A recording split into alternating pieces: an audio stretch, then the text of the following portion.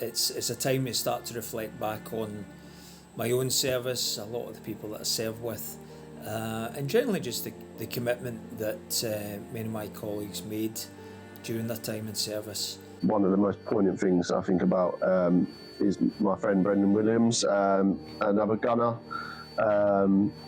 Did P Company with him, done most of my service with him, and unfortunately just after I left 7 Power HA, he passed away in a tragic car accident.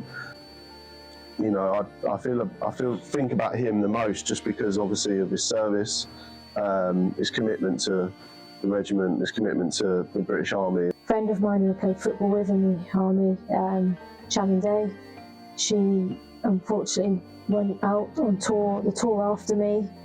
Unfortunately, Channing didn't come home from that tour, and it really hit me quite hard.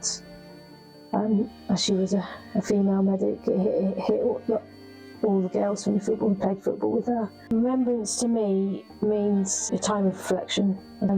It's just a time to remember, really. Remember the good laughs. There's not a day goes by when remembrance isn't in my head. But when the nation comes together and you see the parades that go on, it's a time to remember when soldiers march to war. I think it's more significant for me this year, having just lost a dear friend to cancer, who gave so much to thousands despite losing a leg and having his other leg badly injured. I talked to the Lord and asked him to remember those who suffered in the war, pray for peace, and that men will learn to live together in harmony.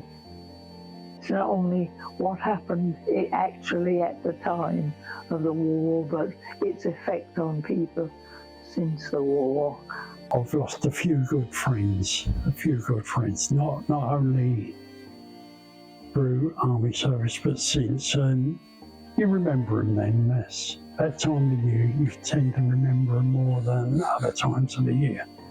It puts a bit of a lump in your throat, and you've got your friends around you, you've got your service family with you. I think about my dad's brother, Uncle Fred, who was a seaman and he served in the Dems, but sadly he was killed when his ship was torpedoed in World War II. My old Scottish granddad, he was at the Somme. I always think of him and other loved ones we've lost, as well as friends we've lost. All your mates, what you lost. So it brings it all back, and you can think about them, or you're really thinking about them, you know. I mean, there were some good boys in